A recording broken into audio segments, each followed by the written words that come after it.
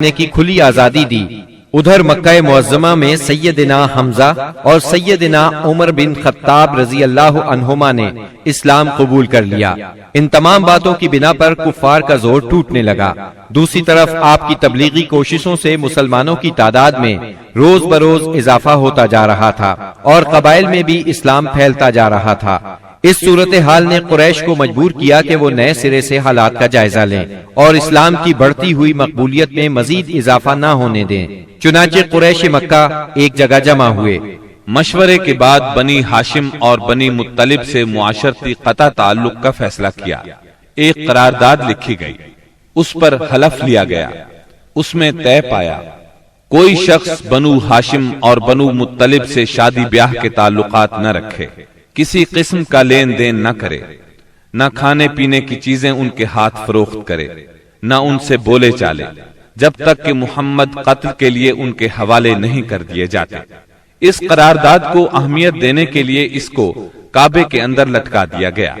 دوسرے قبائل خاص طور پر بنو کنانہ بھی اس معاہدے میں شریک ہو گئے۔ اس طرح یہ اور مضبوط ہو گیا۔ اس معاہدے کی کتابت بغیظ بن عامر بن ہاشم نے کی تھی۔ رسول اللہ صلی اللہ علیہ وسلم نے اس پر بد دعا کی اور اس کا ہاتھ یا ہاتھ کی بعض انگلیاں شل ہو گئیں۔ قریش مکہ کے اس معاشرتی بائیکاٹ سے مجبور ہو کر ابو طالب نے اپنے خاندان کے ساتھ شیب ابی طالب میں پناہ لی۔ شیب ابی طالب مکہ معظمہ میں ایک محلے کا نام تھا۔ بنی ہاشم اس میں رہا کرتے تھے۔ شیب عربی زبان میں گھاٹی کو کہتے ہیں۔ یہ محلہ کوہ ابو قبیس کی گھاٹیوں میں سے ایک گھاٹی میں واقع تھا اور ابو طالب بنی ہاشم کے سردار تھے، اس لیے شیب ابی طالب کہا جاتا تھا۔ بنی ہاشم اور بنی مطلب کے ہر شخص نے ساتھ دیا۔ مسلمانوں نے ان کی وجہ سے اور کفار کے خاندانی اور نسبتی تعلق کی بنا پر محصور ہونا قبول کیا۔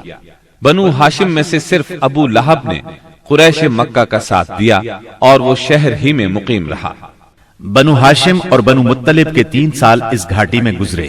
یہ 3 سال اس قدر سخت، تنگ دستی، غربت اور تکالیف کے تھے کہ بھوک کی شدت سے بچوں کے بلبلانے کی آوازیں راستہ چلتے لوگوں کو سنائی دیتی تھیں، مگر سنگ دل کفار ان چیخوں کو سن کر خوش ہوتے تھے۔ مسلمانوں نے ان 3 برسوں میں درختوں کے پتے اور چمڑے کھا کر پیٹ کی آگ بجھائی۔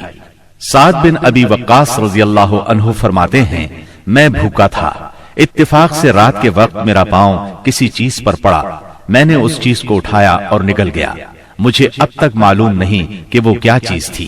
اسی طرح اونٹ کی کھال کا سوکھا ہوا چمڑا انہیں کہیں راستے میں پڑا مل گیا، انہوں نے پانی سے دھو کر اس کو جلایا اور صفوف بنا کر پانی کے ساتھ کھا کر 3 راتیں بسر کی۔ یہ معاشرتی بائیکاٹ اتنا شدید تھا کہ قریش نے کھانے پینے کی اشیاء کا لے جانا بھی بند کر دیا تھا۔ جب کوئی تجارتی قافلہ مکے آتا تو ابو لہب اٹھتا اور اعلان کرتا، کوئی تاجر عام نرخوں پر اصحاب محمد کو فروخت نہ کرے، بلکہ اتنی قیمت بڑھائے کہ وہ چیز ان لوگوں کی قوت خرید سے باہر ہو جائے۔ قریش میں سے بعض لوگوں کے دل ان حضرات کی یہ حالت دیکھ کر کڑتے تھے، کیونکہ وہ ان کے عزیز تھے، چنانچہ ایسے لوگ خفیہ طور پر کھانے پینے کی چیزیں بھیج دیتے تھے۔ ایک دن سیدنا حکیم بن حزام رضی اللہ عنہ اپنی پھوپھی سیدہ خدیجہ رضی اللہ عنہا کے لیے کچھ چیزیں لے کے جا رہے تھے کہ ابو جہل نے راستہ روک لیا اور کہا، اگر تم نے شیب ابی طالب میں غلہ پہنچانے کی کوشش کی تو میں سب لوگوں میں تمہیں رسوا کر دوں گا۔ اتفاق سے اس وقت ابو البختری سامنے سے آ گیا۔ واقعے کی تفصیل سن کر ابو جہل سے کہنے لگا، اگر ایک شخص اپنی پھوپھی کے لیے کچھ غلہ بھیجتا ہے تو تم کیوں رکاوٹ بنتے ہو؟ چنانچہ ابو البختری کی مداخلت کی وجہ سے اسے اپنی پھوپھی کے پاس غلہ بھجوانے دیا۔ غرض ایسی ہی تکالیف اور مصائب کی وجہ سے مکے کے بعض نیک دل لوگوں کو یہ سفاکانہ معاہدہ ختم کرنے کا خیال آیا۔ آخر ہشام بن عمرو کی کوششوں سے زہیر بن ابی امیہ، سیدہ خدیجہ رضی اللہ عنہا کے رشتہ دار مطعم بن عدی، زمعہ بن اسود اور ابو البختری بن ہاشم اور مختلف قبائل کے بعض افراد نے رات کو خفیہ مجلس میں اس معاہدے کی منسوخی کا طریقہ کار مرتب کیا۔ پھر صبح کو کعبۃ اللہ کے پاس اپنے اپنے حلقے میں جمع ہوئے۔ طواف کے بعد پہلے زہیر نے اعلان کیا، جب تک انسانیت کے خلاف اس معاہدے کو ختم نہیں کیا جائے گا میں چین سے نہیں بیٹھوں گا۔ اس پر ابو جہل نے مخالفت کی، لیکن 4 اور نیک دل انسانوں نے اپنے اپنے قبیلے کی طرف سے یکے بعد دیگرے اس بائیکاٹ کو ختم کرنے کا اعلان کیا۔ ابو جہل مجلس کا یہ رنگ دیکھ کر دنگ رہ گیا اور کہنے لگا یہ معاملہ تو پہلے ہی سے طے شدہ لگتا ہے۔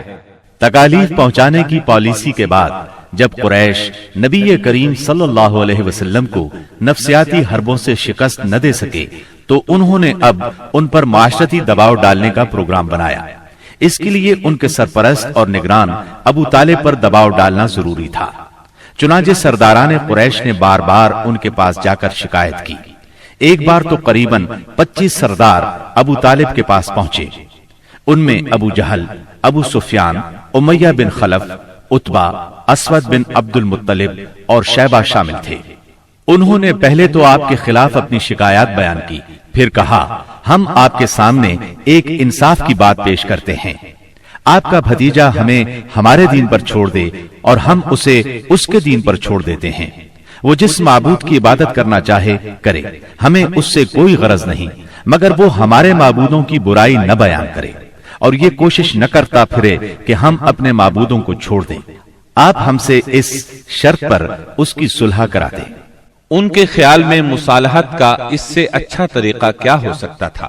ابو طالب نے نبی اکرم صلی اللہ علیہ وسلم کو بلایا اور ساری بات بیان کی۔ آپ نے جواب میں فرمایا چچا جان، میں تو ان کے سامنے ایک ایسا کلمہ پیش کرتا ہوں جسے اگر یہ جان لیں تو پورا عرب ان کے تابع اور عجم ان کا جزیہ گزار ہو جائے گا۔ اس پر ان لوگوں نے کہا تم ایک کلمہ کہتے ہو، ہم ایسے 10 کلمے کہنے کو تیار ہیں، مگر یہ تو بتاؤ وہ کلمہ کیا ہے؟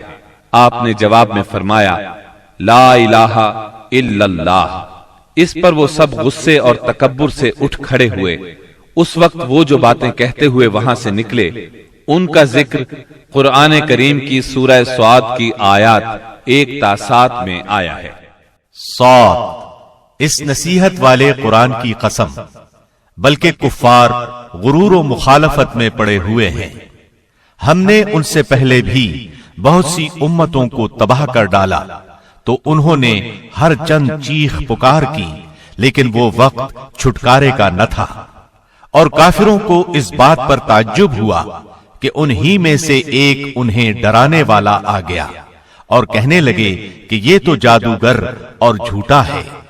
کیا اس نے اتنے سارے معبودوں کا ایک ہی معبود کر دیا؟ واقعی یہ بہت ہی عجیب بات ہے۔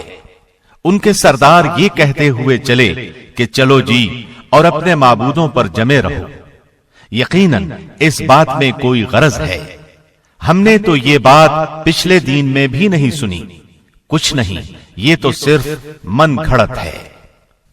نبی اکرم صلی اللہ علیہ وسلم اور آپ کے صحابہ کرام رضی اللہ عنہم کو اس مصیبت سے نجات تو مل گئی، لیکن قریش کے 3 سالہ بائیکاٹ نے بہت سے حضرات کی صحت برباد کر دی تھی۔ سبسکرائب کیجئے ہمارے چینل اور دبائیے بیل کا آئیکن تاکہ آپ کو ریگولر نوٹیفیکیشن اپڈیٹس مل سکے۔